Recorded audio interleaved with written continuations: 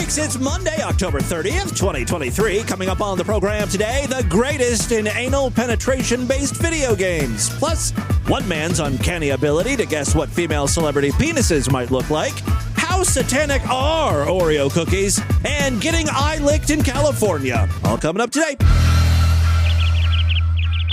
Distorted View Daily proudly presents An Ode to Video Games.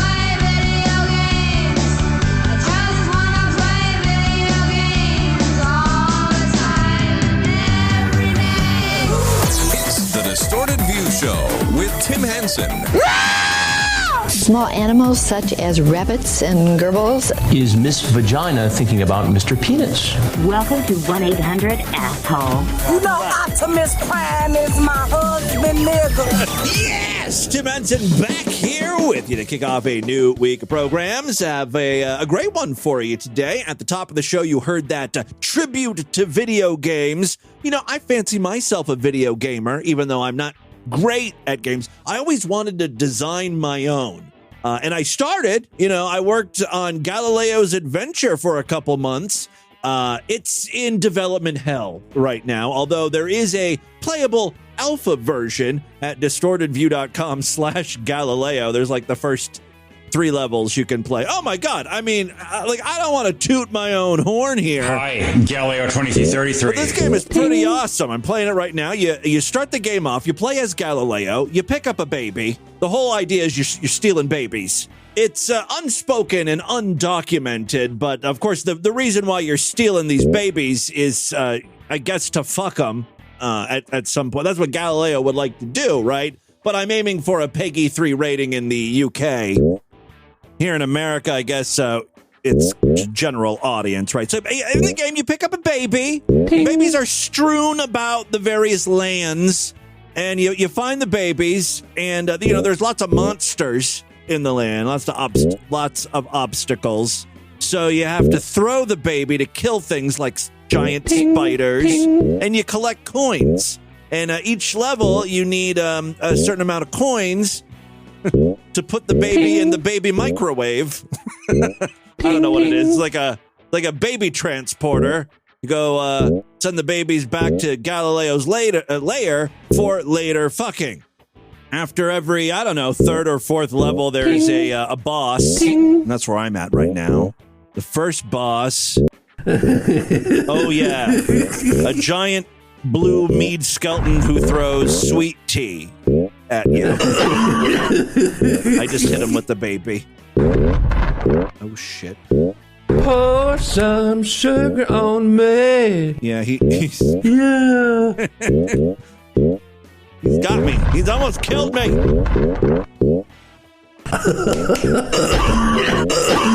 Ooh, I'm getting him now, baby. Yeah, anytime he coughs is when I hit him with the baby, and then he says various things throughout the fight. There you go. I got him. So that's where the game pretty much ends on the website. And again, it's in browser right now, and you can just use your keyboard. You don't need anything special to play the game. I have updated the game on my end. Like, I've completed a bunch of other levels. There's an ice world right now, and I believe the boss in those levels is Alexis K. Tyler, who's piloting a pussy It's like a flying pussy. I'm going to have to recompile that and just upload it onto the website. I don't know if I'll ever finish Galileo's Adventure. There's not exactly a huge market nor demand for a game like this, but you know what gave me the idea, the initial seed to start designing Galileo's Adventure? It was that clip I played many years ago of a guy who was making his own game called, what was it? Okay, this is the first demo of the game, Dildo Tank. Dildo Tank, yes. Basically, the goal of the game is to shoot dildos in the vagina of big women while that was big, while not getting stepped. Right now, if I get stepped, I don't die, but later on it will die, of course. Now, I don't want you to think that I stole any of his brilliant ideas for Galileo's Adventure, but I will say Alexis K. Tyler does throw dildos at you from her pussy plane that she's flying. But that's a completely different concept than what Dildo Tank is trying to accomplish. Now, what's kind of interesting is, we played audio of Dildo Tank years and years ago on the podcast.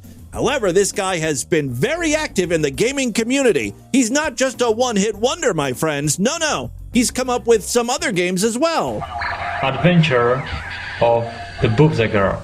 Adventures of Boobs a Girl, for instance. Boobs Adventures. Boobs Adventure. Okay, well, it's a work in progress. Title TBA. It's called Basket. The basketball game. Oh, Boobs Adventure is a basketball game that do you dribble the boobs? It's based on the basketball game using boobs. Oh. And now I'll show you how this plays. This game, your goal is to hit these dancing penises with your boob. How you die is you cannot get too much sperm on your hair. If you get too much sperm on your hair, you lose, okay? Wow, what a creative genius. I would have never in a million years come up with that game mechanic. So be careful about that. You see some, sperms flying around, so try to avoid it with your hair. You can take it with your boob or your body. Oh, that's also interesting. So the sperm can hit your body, it can hit your boob. Everywhere is fine except the head. No headshots. Oh, face. Actually, you can take it with your face as well. Oh. But never take the sperm with your hair. Just the hair. It messes the girl's hair and that's bad. Girls really dislike. This is just like real life. How many times have we played a porn clip where the girl was like, you can blow your load on my face, just don't get it in my hair. I just did it. And just to show you that this guy is so prolific when it comes to game design, here is yet another title he was working on. Okay, this game, as the name suggests, is based on the asteroid. Yeah, so as far as I can tell, the asteroids are actual asses, naturally, and you control a dildo rocket, and you've got to penetrate the asteroids. Again, a brilliant way to update a classic, You move with the rocket, with the dildo rocket, as you would move in the asteroid game. And your goal is to satisfy these girls anally. That's why it's called Asteroid. Right, the dildo pleasures the asteroid. That's kind of the goal of the game there. Well, there you go. Just a little game development update from me and the person I look up to most in the industry. He's the gold standard of video game programmer. All right, let's move on now. Wow, it seems like we've been talking about trans issues quite a bit here on the podcast. Most recently on Friday's episode when I featured Straight Felon, that guy who passed out at the mere talk of HIV/AIDS. Like he cannot handle bloodborne illnesses. Anyway, that guy is on OnlyFans, and, he's banging trans women. Actually, trans women are banging him, and he's also getting nailed by dudes now. It got me thinking, trans people are more accepted in society, which is great, but one of the effects of that we don't really talk about or think about is that people who are attracted to trans people are becoming more comfortable saying it loud and proud. I'm a tranny chaser. I would not recommend using those words. That actually could be considered offensive. Actually, just the idea of someone being attracted to trans people is problematic within the trans community because, you know, people just have to be offended by everything. Like, don't fetishize me just because I'm a lady with a penis. And then the guys are like, I'm sorry I'm fetishizing it, but it's so hot. I just want that cock inside me. I want that lady dick in me. And it's like, come on, you know, calm down. It's flattering. You got something these guys want. Use it. Be proud of that lady dick. You know, I don't know what to tell you. You know, if someone approached me and was like, you're just my type. I love tall yet fat and lanky and socially awkward middle-aged men. I'd be like, awesome. You fetishize me all you want. Soak this all in, baby. Sadly, though, no one has ever said that to me. So I've got a clip here. This was actually sent in by our very own Corey, Butt Fudge Sunday Corey. He actually gave this to me a long time ago. I've been sitting on it.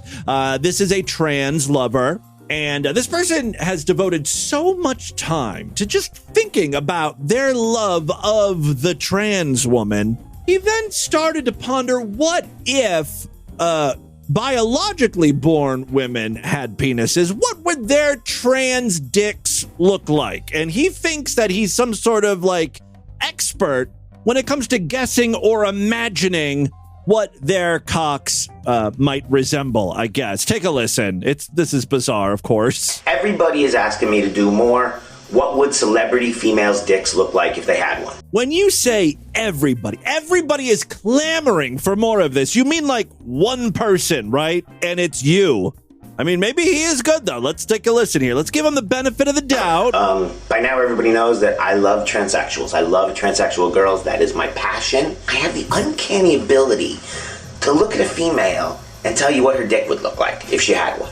I feel like in order to have an ability to do something, it has to be a measurable activity, right? Like I have the ability to jump high, or I have the ability to eat a lot of lasagna, or like whatever. We can gauge this. We can measure it, right? There are benchmarks we can use. But when it comes to like imagining what someone's penis might look like if they had one, how could we ever guess if they were right or wrong or in the ballpark? Like, Taylor Swift. If Taylor Swift had a penis, it would not be girthy. It'll be long, and it's going to have one of those real flared out cock heads, obviously. That is what Taylor Swift's penis would look like. It would be like a pencil with an umbrella at the tip, an open umbrella. Okay, see, that's my ability at work right there. I guess we just sort of have to take his word for it. And of course, of all time, is Angelina Jolie. She would have a huge fucking horse cock down to her knee. Can you see this girl's dick? It is huge. By contrast, Jennifer Aniston, 5 inches. Not even average. Let's not bring Jennifer Aniston into this today. Look, she's dealing with a lot. Her castmate just died. Very, very. Now she has to listen to someone describe what her cock might look like if she was a guy. Very small dick. Penelope Cruz. And to top it all off, she's not even blessed with a big imaginary dick. This guy's saying she's going to have a tiny little one. It's true what they say. No one told you life was going to be this way. And it's got to really hurt because, she was with Brad Pitt, right? And Brad Pitt left Jennifer Aniston for Angelina Jolie, probably because of that big horse cock of hers. It just keeps getting worse for that poor girl. It clearly hasn't been her day, her week, her month, or even her year. Okay, I'll stop with that now. Let's get back on track. Who's the next woman? Penelope Cruz? 5 inches. Not even average. Very, very small dick. I'm sorry. Sorry, Jen. Penelope Cruz. Uncut. Curves to the left. Jessica Alba. Really beautiful. Her dick is 7 inches. Smooth like glass. And it's gorgeous. But it doesn't get hard. Rosie O'Donnell. It's fat like a bear can. Let's see, Eva Mendes. Oh, I love Eva Mendes. Eva Mendes. Veiny cock, right? Has a beautiful dick, and her foreskin is a beautiful amaretto. Rihanna, well, bruised. I think he's insinuating that Chris Brown punched the hell out of Rihanna's lady dick. Maybe cigarette burns, I'm not sure, but definitely bruised. Ellen DeGeneres, you would think that, she's a lesbian, she must have a really great dick, but it's small, like a pinky. It's white, it's pale, it's thin. I can't believe this goes on for another 2 or 3 minutes. It's like a cigarette. But by the same token, Portia de Rossi, she's got a huge one. about 8.5 inches. I don't think we need to play the entire clip here. Although, Britney Spears has been in the news recently. She just published that book. Everyone's talking about it. What Britney Spears' dick look like? Britney Spears, she's about 6 inches. It's really nice. It's average. Manageable. It's a manageable cock. It's attractive, but it leaks, You know how that is when they leak? So Britney Spears, really nice dick, but she's a leaker. I always thought Britney Spears would be an excessive pre-cummer. This guy has turned me into a true believer. He does have an ability of sorts. What a talent. All right, let's move on. Oh, I let you guys know a while ago that C.B. Walker, America's foremost psychic energy reader, was back to help the world once again. He has branched out, moved on from public access television, and is now streaming on YouTube weekly. I think it was last week, a couple weeks ago, I told you to tune in on Friday. Well, guess what? He didn't stream on Friday. He streamed on Saturday. I'm not really sure what his normal schedule is. I keep missing him. I'm a mommy. Your mommy? I'm a mommy. Yeah, that's CB Walker right there. I play that clip all the time during the intro to DV. That was during one of his Halloween shows where he dressed up like a mummy. And by dress up, I mean he rolled himself up in toilet paper. That was his big costume. That's how he transformed himself into a mummy. Well, freaks, if you look at the calendar, we are so very close to Halloween once again. And sure enough, on CB Walker's most recent live stream, he dressed up for the holiday. There it is. I'm here, y'all. Hold this down here. Happy Friday, y'all. Yes, indeed. This is the Halloween special because ain't going to be no Halloween show next Friday. It's going to be after that. So look here. This Halloween special, ladies and gentlemen, 2023. You're wondering who this fool is here. This is Clarence, y'all. But the costume, I'm sorry. Gotta be honest with you, I had no idea what CB Walker was going for here. I know he's got a mustache on, some wild black and gray hair, it looks like, and that's all I really noticed. There is a bit more to the costume. The costume is this here. I'm gonna give y'all a hint. Maybe y'all can get this here. Diabetes. That's all it took. That little hint. Of course, he's Wilford Brimley. Diabetes. Maybe y'all get that there. Some of y'all gonna get it, some of y'all ain't. But you ain't got to look it up. Diabetes. Hold on, y'all. I'm Wilford Brimley, y'all. That's who I is. You can say about this here.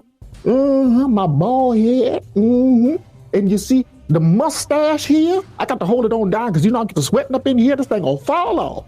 And then I got my suspenders on. I'm Wilford Brimley, y'all. Y'all got diabetes.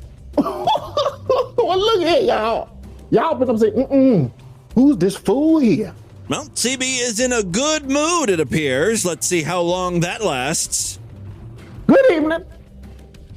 Hello. Hello, my friend. Or WB, I should say. You fucking asshole. You fucking asshole. Answer, it did not take very long at all. I don't want your children repeating what I say. Say, Johnny, wake up. It's time for breakfast. Fuck you, mama. No, I don't want that. So where did you hear that mess? Cussing and carrying on like that. They say, I learned it by watching you. My favorite thing that happens with CB Walker is, he'll get all riled up and pissed and angry because of prank phone calls. Then when he actually gets a genuine caller, he ends up screaming and cussing at them because he thinks it's a prank phone call. Good evening. Hello. Hello. How's it going? Good. How you doing, my friend? I'm doing well. Is this CB Walker? Can I ask you something, my friend? Yes, sir. Can I ask you a legitimate question? That was a dumb question. Who else sounds like him? Good evening. Absolutely. Okay, what are you watching on your television? What am I watching? I'm watching you. Okay, what does it say on the screen? It says free psychic energy reading. Does it have a phone number on there? It's got a phone number. Did you call that phone number? I called that phone number. So why the fuck you asking me if this is CB? The fuck out of here. Excuse me, ladies and gentlemen. All in all, it sounds like CB Walker's getting back into the swing of things after his extended hiatus. All right, let's move on. I've got a new religious conspiracy theory here. Honestly, I'm surprised this one hasn't surfaced sooner. This is one I 100% believe, by the way. Oreos are satanic. Yes, the sandwich cookie, also known as the devil's sweet treat. Can you guess why a fucking fruitcake would think Oreo cookies are satanic? Really put yourself in the shoes of a conspiracy theorist. When I saw the title to this video, I tried to do just that, and I came up with this. This is my theory, and this is very dumb, don't get me wrong. But, you know, most of these conspiracy theories are pretty stupid. What happens when you eat an Oreo cookie? This is the only cookie where this happens. Your mouth turns all black. Your teeth are covered. It's like you're missing teeth. You're disfigured. You're almost turning into a demon. That was my first thought, right? That's going to be where the conspiracy theorists are going with this. Then I was thinking, oh, it's the name itself. Like Oreo kind of sounds like a chant. Oreo, like it's like Latin or something. Or, you know, it's a very haunting sound. Oreo. Ghastly, ghostly, evil. Maybe Oreo stands for something. The E's right there, evil. Well, none of my theories panned out. Let's listen to the actual reason why Oreo cookies are satanic. I know how much you love Oreo biscuits, but recently it has surfaced that the Oreo biscuit has a satanic symbol on it. And yes, it does. All right, that particular design for the Oreo was introduced in the early 50s. Just now, though, last week, someone noticed, wait a second, there's satanic symbols on this cookie. We got to take this information to the top of TikTok. But you know what? When I record my TikTok video, I'm going to make whatever the hell I'm saying practically inaudible because I'm going to play some really, really loud Middle Eastern music. I mean, does anyone really enjoy that? That's what we need to be bombing over there in the Middle East. Who's ever producing that shit? I think that's something rational, reasonable Israelis and Palestinians can agree on. Let's lob missiles at... Because doing research on this, on the Oreo biscuit, it has symbolic messages on it, just as the magicians do on the Tawiz. They write the Babylonian style symbols to activate the magic. And in the same way, the Tawiz, some people... Not a bad tagline for Oreo cookies. Oreo, activate the magic. Listen to this idiot talking about magicians and Babylonians. It's like, dude, what century do you think this is? I looked up information on the man who actually designed the Oreo cookie, an evil Luciferian who also designed the peanut pattern on the Nutter Butter cookie. Who knew this particular job even existed? He didn't create the cookie. He just designs the pattern specifically on sandwich cookies. That's his specialty. He also worked on Milk Bones, the doggy treats, and Cameo cookies and Ritz crackers. None of those cookies have satanic images. He saved all of it for Oreos. Really just loaded up that particular cookie with devil conjuring symbols. You may say, well, Tim, if the Freemasons didn't design Oreos, why bother embossing the fucking cookies? Well, there's a reason, according to some expert. She says embossing cookies is both pragmatic and decorative. She explains how piercing the pastry, known as docking, helps bake the cookies and crackers crisply and evenly. I just like that there was a docking reference in there. So some of the symbols that this guy was upset about was, you know, the little antenna that comes out of the top of the oval that says Oreo. That's part of the old Nabisco logo, though. It has nothing to do with Satan. The Tawiz, some people, they put it in water and they drink it. In the same way, the Oreo biscuit has the symbolic messages and he has symbols. If you look at the Oreo, you'll see ridges around the edge, and there's also dashes and dots and little floral-looking things. And I guess these are all evil. On it to activate magic. And it could be possible that this is a form of a Tawiz that you are eating and people love it because they have made it sweet and they've made it tasty. So avoid eating Oreo biscuits. Okay, how about this? We compromise. At least let me eat the white cream in the center. I can scrape that off with my teeth, no problem. Nothing satanic about that, right? Oh, real quick, speaking of sweets, I've got a Meade skeleton update for you. You know, on one hand, I wish Meade the best. You know, he's trying to lose weight. If he does, you know, that's good for him to be healthy. He'll live longer, possibly sticking around and providing us with years and years of content. That's great. On the flip side, if he is successful, if he does lose weight, we will never hear the end of it. Meade will begin, he already is, starting to think of himself as like a health coach or personal trainer or something. He gets on that goddamn apricity and he's like, this is how I am losing weight, everyone. You should follow my instructions. And on one hand, some of his suggestions are good, but on the other hand, it's also like no one is doing this shit to begin with. For instance, Meade says, I cut down from 3 desserts to just 1. That's a day. He's saying on Sundays, I guess that's his cheat day or something. I don't know. He says it's the Lord's Day, which means he can gorge. He eats 3 desserts on Sunday. So he's cut that down to 1. What a sacrifice, right?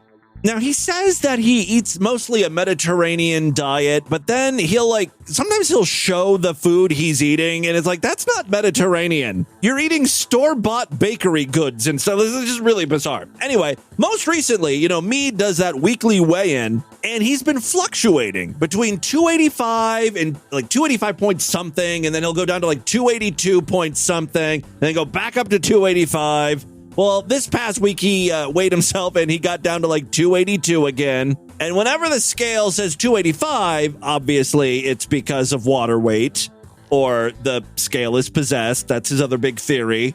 I got a devil scale. But when it gets down to 282, then that's an accurate reading. I'm heading in the right direction, folks. The system works. So, you know, he's patting himself on the back because he's down to 285, which he was like 5 weeks ago. He's been bouncing around there.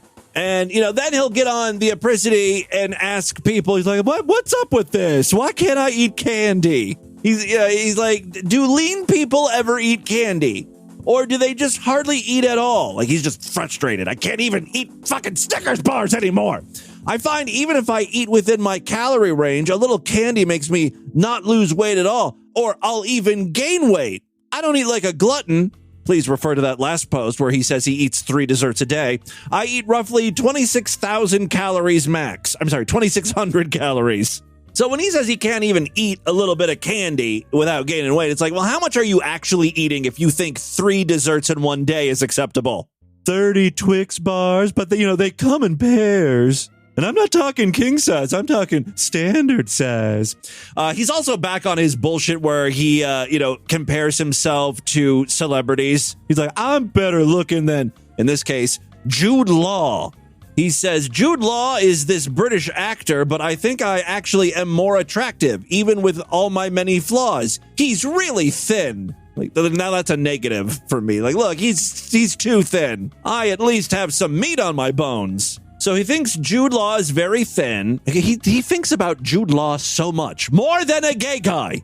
Like, this is extremely homosexual, this line of thinking, right? He's really thin, and he looks mean in a lot of pictures. The media thinks he's good looking. It's like, maybe 20 years ago, that's what the media... I mean, Jude Law's like an old dude now, right? I mean, and he's got that weird hairline, like he's kind of losing his hair and everything. It's like, okay... Meade's desperate to find someone in Hollywood that he's better looking than. I still think Jude Law has you beat, though, buddy. Talk about weird hairline. Really zoom in on a picture of Meade Skelton's forehead. And where the hair starts, I swear to God, it looks like it's been sewed in. Like it's a cheaply made doll. You know, like that fake Barbie hair? You know what I mean? It's utterly strange. I'm going to look at the chapter artwork. I'm going to zoom in on Meade Skelton's hair. What the hell's going on there? All right, well, there's a Meade Skelton update for your Monday. And with that, let's get into the crazy, bizarre twist to the fucked up news. All right, now.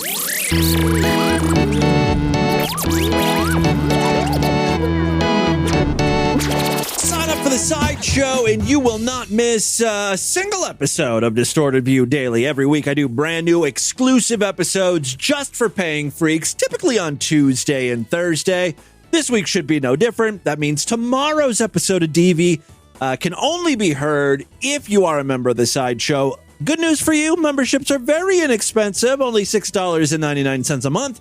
Even less when you opt for a quarterly, semi-annual, yearly, or lifetime membership. Go to superfreaksideshow.com right now. Sign up. All major credit cards and PayPal accepted. When you sign up, you get access to a personalized, password-protected RSS feed. It works with a lot of podcasting apps like Overcast, Pocket Casts, you know, the big ones. For an even easier way to gain access to the Sideshow, if you happen to use Apple Podcasts or Spotify, you can now sign up right in those apps. Just a few taps. You'll pay right in the app. You can even use Apple Pay if if you're using Apple Podcasts. And then the Sideshow exclusive episodes will appear right alongside the normal episodes in your feed, which is very cool. So there's a couple different ways to sign up for Sideshow access. For more information, check out distortedview.com and, of course, superfreaksideshow.com. One final way to help support DV, we've got a Patreon account, patreon.com/distortedview. You can pledge as little as $1 over there. Of course, every little bit helps. If you pledge at least $5, you get access to a special voicemail line where I will play your calls first. Seeing as how I'm woefully behind on the standard voicemails, I think we're playing calls from like July or something, so I apologize for that. But if you want to be heard and heard quickly, pledge $5 over there at patreon.com/distortedview. Okay, 4 very quick stories. What? Yeah, we're switching things up today. The first 2 stories are very, very short. So I added another one. First story we have for you comes from California. California. And California. All right. Yes. See now, these are supposed to be quick news stories, and they can't be quick if we're going to play the whole song here. You see? Let's wrap it up. California, oh California, here we come, and then that's it, and done. California, oh California, oh California, oh here I go. Okay, no, it just keeps going. Oh here I go.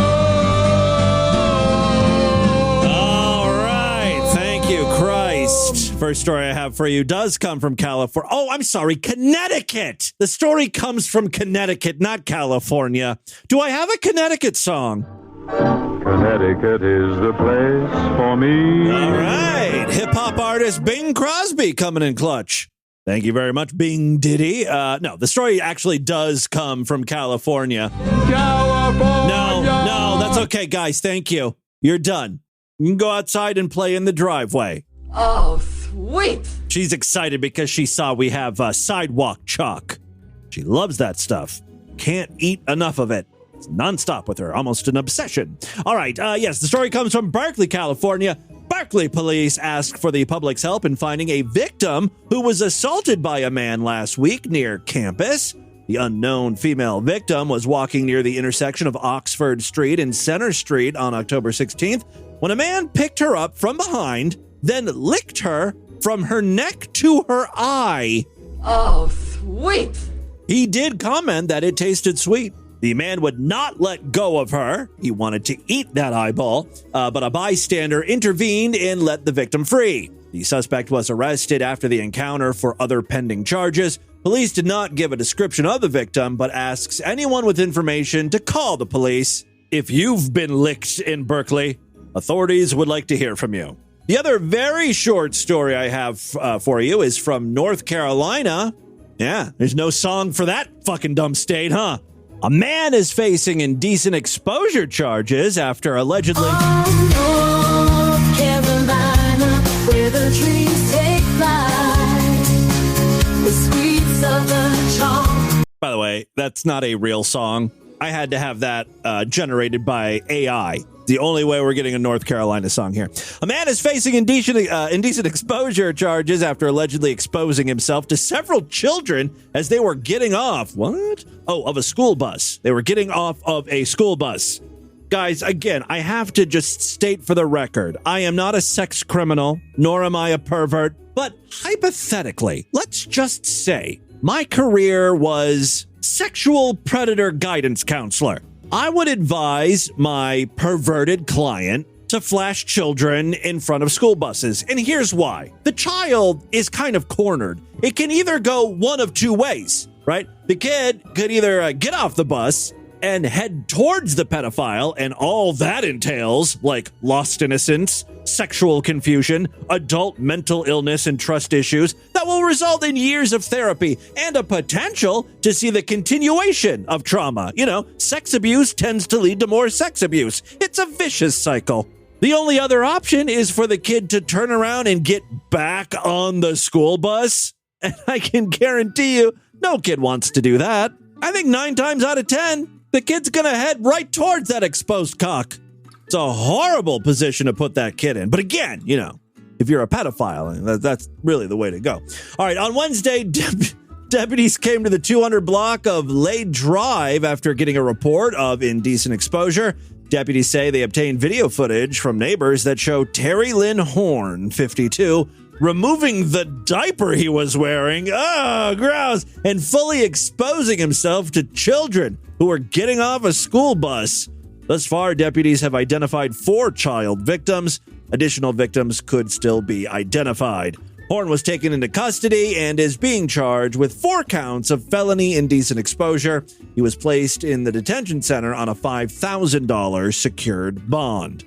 Yeah, that was a very quick news story. By the way, this is really neither here nor there. This is not part of the news stories, but you know that guy that Taylor Swift is dating, the football player Travis Kelce or whatever? I feel like he's just everywhere. He's totally overexposed. And the backlash, I don't know if it's already started, but it needs to start. I just read that this dude is starting his own line of barbecue meals that can be purchased at Walmart. Like, what the fuck is going on? Dude is just taking any deal he can get, right? He wants the money. Yeah, Travis Kelce has debuted a new assortment of refrigerated entrees. So fucking stupid. Walmart is selling Kelce's new line sold under the brand name, like as if he had really anything to do. Like this is Travis's recipe for baby back ribs or whatever the hell's going on. Pulled pork. Just slap. Oh, look, he's got a whole line. Bacon, mac and cheese, brisket, burnt ends and barbecue sauce. Brisket burnt ends with mac and cheese, sliced brisket, barbecue baked beans with sausage. It goes on and on. Well, that's a good paycheck for the man. All right, let's move on to a real news story. We got one here from our most fucked up state. Say it with me. Florida, our most fucked up state. Hey, you know, as far as dumb criminals go, this is one of the smarter ones. My girl here showed some real ingenuity. Police in Florida arrested a woman after she was allegedly caught driving a car with the same color scheme as a police cruiser. I mean, there's no law against that, right? Police cars are like black. That's a standard color. And maybe there might be some flourishes of blue or yellow or orange or whatever. You can't arrest someone because they have a preference for colors. All right. She reportedly said she had the car painted that way because she fell in love with the color combination. All right. It happened earlier this month in Miami-Dade County. Florida Highway Patrol Trooper Monte de Ocavira or something was conducting a traffic stop on another vehicle when he saw a black and tan vehicle with the words FSO guard on the sides. Well, see, now that's more than a color combination. It's got words written on the side of the car, of Florida Sheriff's Office. All right, now she's being a little deceitful. It gets worse than that, though. You know how police cars have the lights on it? Yeah, well, hers did too. She had the light bar on the top. It had the same color scheme as the Florida police vehicles, which is against Florida law for non-law enforcement vehicles. The car also had the words, "To protect and serve," written in tan letters on the side, along with a grill guard that looked like one installed on police cars. It was pretty much a police car. The reason why I said this criminal showed some ingenuity is because what better way to get away with like speeding and just generally doing whatever the fuck you want on the road than driving around in what is pretty much a police car. Turn on the lights, blow through a red light. Wonder if it had the sirens. The police officer and his partner quickly finished the other traffic stop and then pulled over the fake cop car. Troopers identified the driver as 28-year-old Julia Pugachev or something. She told troopers she was test driving the vehicle. Thinking about buying one. Yeah, I don't think that explanation is going to fly. Anyway, the police officer explained to the woman the reason for the traffic stop. Can't have the same color scheme as a real police car with the markings and all that shit. Pugachev told troopers she did not know that and had purchased the car at an auction. Pugachev said she and her husband bought the car for employees to use at their security company, and she had a repairman at a body shop install the blue and white light bar. The police officer wrote, Mrs. Pugachev stated she requested the wrap business next to the body shop to wrap the vehicle in black and tan because she had previously seen FHP's marked patrol units and fell in love with the color scheme. Troopers also noted that a search of the car's vehicle identification number showed it was last registered in Louisiana, but had no current registration or license plate attached. The car was using dealer plates. She was taken to jail, but could not be booked because of a system failure. Oh, the computer was on the fritz. Saved her ass. All right, she was uncuffed and signed a notice to appear document for a future court date. She's facing a charge of imitation of an FHP police cruiser, which is a misdemeanor. And finally, today, a man who brought terror to a village in Somerset. Oh, the Gimp! We read about this guy. He's like walking around at night in a full latex or vinyl suit, freaking people out. He's been found guilty by magistrates. Joshua Hunt, 32, dressed up as a gimp and prowled through the streets. Joshua denied 2 counts of causing intentional harassment, alarm, or distress, but was found guilty. Lucy Lodge, one of his victims, said he was writhing and crawling as if in a military fashion. Take a look at the chapter artwork. That's the Gimp in action. Does kind of look like a horror figure. Quote, I could see the person was wearing very tight, dark clothing and had a mask on their face. The mask was dark and very tight, and 2 white crosses where the eyes should be. My first thought was it could possibly be an abduction and the person was trying to get me out of my car. Yeah, I mean, never run towards a gimp. You see a gimp standing somewhere, you walk the other way. It was terrifying, although I had only seen them for a few seconds. He was dressed in all black with a shiny black face mask with white crosses. They were face down in a military fashion and writhing and crawling on their belly. The whole incident felt so surreal, and I was questioning myself about what I was seeing, and making this statement makes me feel anxious. I genuinely believed it was an abduction because you read about this in the newspapers. When I got really? You read about gimps snatching up people? Where are you reading this? When I got home, I was breathing heavily, and I was having a borderline panic attack. I had never seen anything like this before. I feel scared, and I never want to see this again due to the fright it gave me. I didn't sleep more than 3 hours that night. It is alleged that he approached the 2 lone females on May 7th and May 9th earlier this year in the Bleeden area. When Hunt was arrested minutes after the second incident, he told police, I am not a gimp. I don't own a gimp suit. I'm not in a gimp suit. See, if I was the police officer, I would say, well, what the fuck do you call whatever it is you're wearing? If it's not a gimp suit, what is it? Not a tuxedo. Not something a person would normally go out jogging in. It's not like workout clothes. All right, Martin Mills, a passenger in a vehicle driving in the area at the same time as Meade Lodge, saw a man commando crawling on the floor. I can see they were in all black and shiny, and the car lights were reflecting off of him. Just 24 hours later, shortly after midnight on May 9th, Samantha Brown was driving from work with her sister-in-law and another colleague when she saw a man dressed in all black with a face mask. When I saw them, my sister-in-law screamed. I had to speed up to get past them, and he jumped to the side of my car. When I saw the person, I felt sheer horror.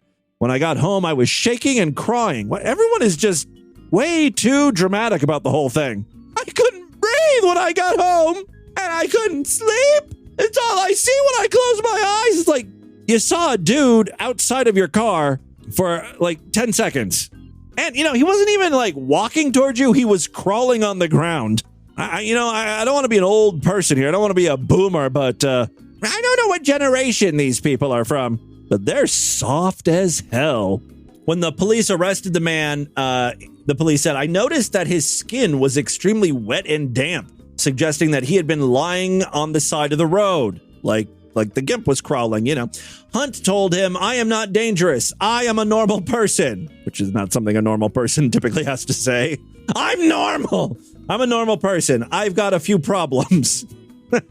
A search found Hunt was not wearing a t-shirt or any underwear, and inside his van was a collection of wet black clothing, women's tights, face masks, and gloves. Notice the gloves and face masks were plural.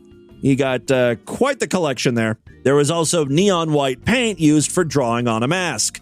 Hunt told police during an interview that his mental health had been in crisis over problems with his medication, and he wanted to take his own life. He said, I stood in the road because I wanted to kill myself, and I never intended to scare anybody. I'm crying out for help, and I need help with my mental health. The man did say, I apologize to those people. I agree what I was doing was frightening, but hand on my heart, I never intended to cause them harassment, alarm, or distress. Again, just to recap, he was found guilty by magistrates today. I don't think he's yet been sentenced. Maybe he'll do prison, or maybe he'll go to a mental health facility. Anyway, the important thing is the scary gimp is off the streets over there in the UK. That, my friends, is your Distorted News. Yeah, for Monday. Let's do a couple voicemails and get the hell out of here. All right, I love to hear from you freaks. Many ways to contact the show at distortedview.com. I'm all over social media at distortedview on Twitter and Instagram. Facebook.com/distortedviews. You know all the ways to contact me. Come on. If you're new to the show, just look at our show notes. How about that? I'm going to save my goddamn breath for once. Also, earlier I told you how far behind we are on some of these voicemails, so let's play some regular voicemails and try to catch up here. How about that? Yes, caller. Is anyone there? There we go. Come on. Jimmy Boo, what it do? It's Jimmy Boo, longtime Sideshow freak. Hey, Jimmy Boo. Well, first of all, let's talk about the Meade skeleton death pool. We're finally to the death pool part of the regular voicemails. Oh, this is great. I can pull up my sheet here. Up until today, all I had were patron suggestions. We've got about 20 people taking guesses so far in the Meade skeleton death pool. I'm not sure how you're going to collect these because, you don't answer every call until like 6 months later. Well, as of right now, Meade Skelton's father is still alive. Although, as we've stated many times before, a common belief is that these deaths come in threes, and 3 people, so far 2 people have died, right? Bull from Night Court, he's dead. And then shortly after that, poor Matthew Perry, Chandler from Friends, croaked. Actually, he glub, drowned.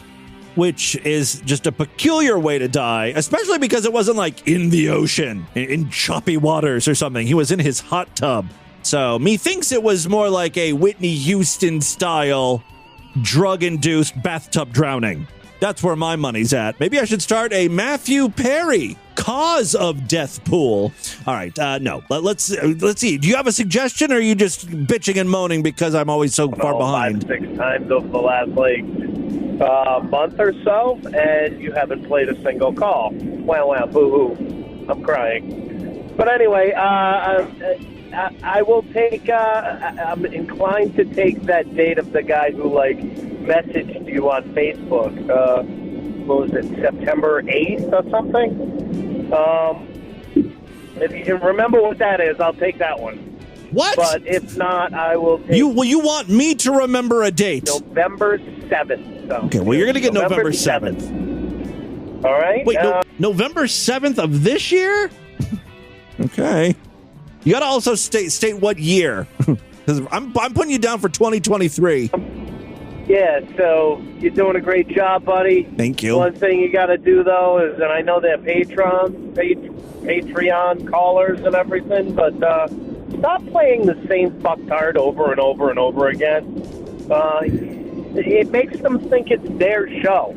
People like Unicorn Hamster have nothing to add, but they think they're part of the show now because you play them every month. They're fucking forking over some cash, so yeah, they can say whatever they want. And you can too, don't get me wrong. You just said that you called in 3 or 4 times in a row, and I'm sure I played all of the prior voicemails as well. You just have to wait to hear them. I'm catching up, though. I'm doing pretty good. Now we're in August, so that's something. This call is just fucked up for some reason. It's silence or like some sort of interference type noise for the first 13 seconds. But I did want to play this because the rest is pretty good. I don't know exactly what he's talking about. 21st episode, 2012 of your show. And in the voicemails, no, not in the voicemails, you were discussing that basically there was somebody else named Tim Henson who added you. I think it was on Facebook, and you guys had a back and forth. He had a similar sense of humor. I didn't hear any update. I was just wondering, like, do you know, did he become a listener? Is he still listening? Yeah, just curious about that. Anyways, hope you have a good day, girl. I don't remember that. You know, I've got a shitty memory, so it very well could have happened. I'm looking in my Facebook Messenger history, and I don't see a chat with Tim Henson. I see Mike Henson. There's a guy named Mike that shares my last name. And I do know that there is a famous Tim Henson who's like a musician. He's a guitarist that is just ruining my Google search results. You search for Tim Henson, and of course he pops up because he's like in a famous band or something. And what's even worse are these websites that have bios, like biography information on me. They're getting me and the other Tim mixed up. Like they're just mashing us both together. Like it'll be a picture of me, but with the wrong information, or a picture of him saying that he's the host of DV. It's a nightmare. I don't like it one bit, and I would really appreciate it if he'd change his fucking name. Thank you. I was here first. Little shit. All right, that is all the time we have on this edition of the program. I want you guys to email me, show@distortedview.com. Distortedview.com is our official website. Voicemail line for you, 206-666-4463. That's 206-660. Oh, God, is it? Oh, God. She would have a huge fucking horse cock down to her knee. Can you see this girl's dick? It is huge. Read the Distortion, STD. Tell all your friends about the show. Don't forget to give us a 5-star rating, a thumbs up, or like wherever you can rate and review podcasts. I will see you back tomorrow, if and only if you're Sideshow members. Otherwise, I'll see you back on Wednesday. Until then, have a great day. Bye, everybody.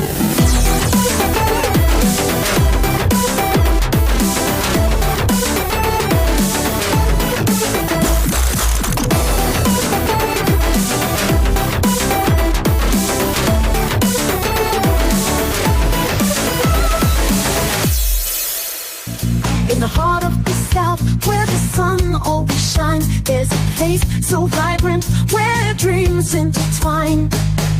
North Carolina's calling. It's the state to be. From the mountains to the coast, it's pure ecstasy. Oh, North Carolina, where the trees take flight. The sweet southern charm. The sky so bright, from Nashville to Charlotte and Raleigh to North Carolina. This has been another excellent podcast from the Scribe Media Group. Learn more at scribe.net.